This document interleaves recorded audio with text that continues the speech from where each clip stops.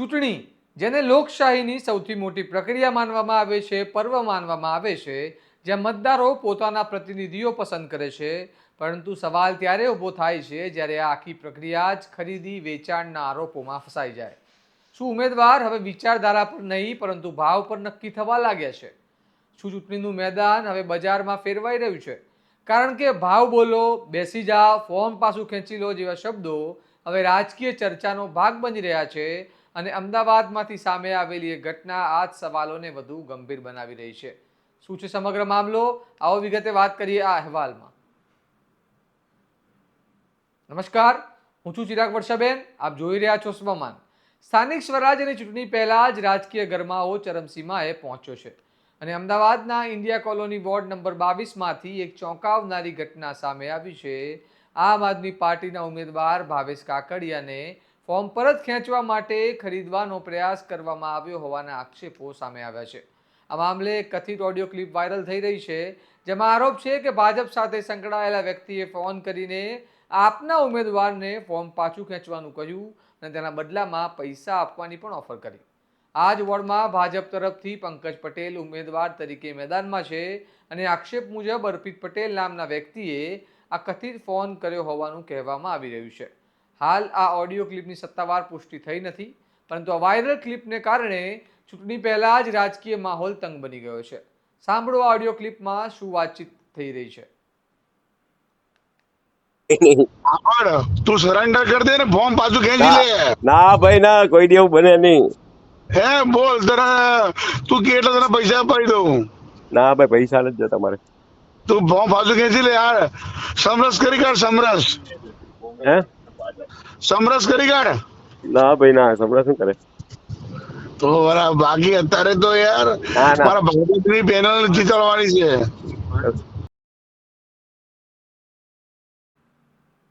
આ મામલે આમ આદમી પાર્ટીના નેતા જ્વેલ વાસરા પણ મેદાને આવ્યા છે અને તેમને ભાજપ પર સીધા પ્રહાર કરતા કહ્યું કે આમ આદમી પાર્ટીના નેતાઓને ખરીદી શકાશે નહીં અને આવી હરકતો લોકશાહીને કલંકિત કરે છે. તેમણે કોંગ્રેસ પર નિશાન સાધતા કહ્યું કે ભાજપે જો ખરીદી જ કરવી હોય તો કોંગ્રેસ તરફ જોવું જોઈએ. આ નિવેદન બાદ રાજકીય ગરમાવો વધુ વધી ગયો છે. સાંભળો તેમણે શું કહ્યું. નમસ્કાર મિત્રો, હું છું ડૉક્ટર જ્વેલ વસરા, કાર્યકારી અધ્યક્ષ મધ્ય ઝોન આમ આદમી પાર્ટી ગુજરાત. મિત્રો, સ્થાનિક સ્વરાજની ચૂંટણીની કાલે સ્ક્રુટની પતી ગઈ છે. સ્ક્રુટની પત્યા પછી ભાજપના દલાલો ગુજરાતની અંદર ખૂબ વ્યાપક પ્રમાણમાં ફેલાઈ ગયા છે અને એ દલાલો છે એ ઉમેદવારોને ધાક ધમકીથી પૈસેથી પહેલાં પૈસાનું પ્રલોભન આપે છે અને પૈસાથી ના ખરીદાય તો પછી ધાક ધમકીઓ આપે છે અને પોલીસનો સહારો લે છે અને ઉમેદવારોને ખરીદવાની કોશિશ કરે છે.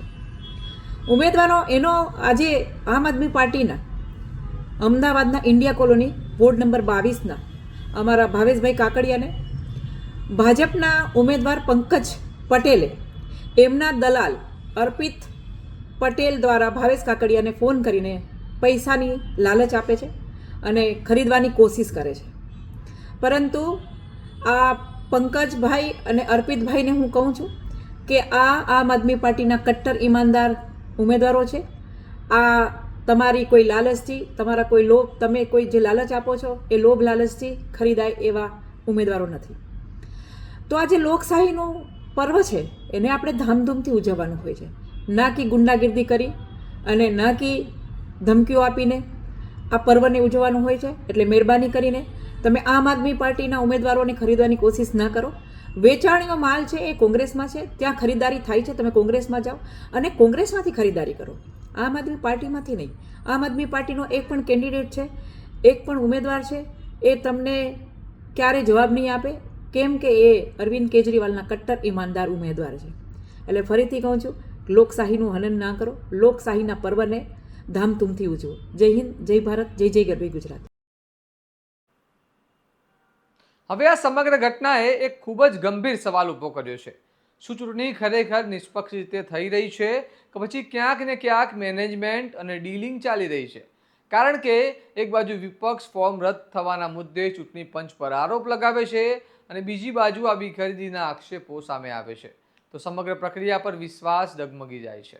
સાથે જ અહીં એક મહત્વની વાત પણ છે, આ ઓડિયો ક્લિપની હજુ સત્તાવાર પુષ્ટિ થઈ નથી અને ચૂંટણી સમયે આવા અનેક ઓડિયો અને વિડીયો વાયરલ થતા રહે છે, જેનાથી સત્ય અને અફવા વચ્ચેનો ફરક કરવો પણ મુશ્કેલ બની જાય છે.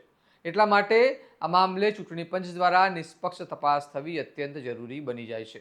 જો આ આક્ષેપો સાચા સાબિત થાય તો આ માત્ર એક ઉમેદવારનો મુદ્દો નથી, પરંતુ આખી લોકશાહી માટે ખતરનાક સંકેત છે. કારણ કે જો ચૂંટણી બજાર બની જશે તો મતદારોના અધિકાર અને વિશ્વાસ બંને બેકાર બની જશે. હવે જોવાનું રહેશે કે ચૂંટણી પંચ આ મામલે શું પગલાં લેશે અને ભાજપ તરફથી શું સ્પષ્ટતા આવે છે, અને શું આ કેસ કોઈ મોટી કાર્યવાહી સુધી પહોંચે છે કે નહીં. આ મામલે તમારું શું માનવું છે, અમને કમેન્ટ કરીને જણાવો. અને આવા જ વિશ્લેષણાત્મક અહેવાલ માટે સ્વમાનને લાઇક, શેર અને સબસ્ક્રાઇબ કરવાનું ભૂલતા નહીં. નમસ્કાર.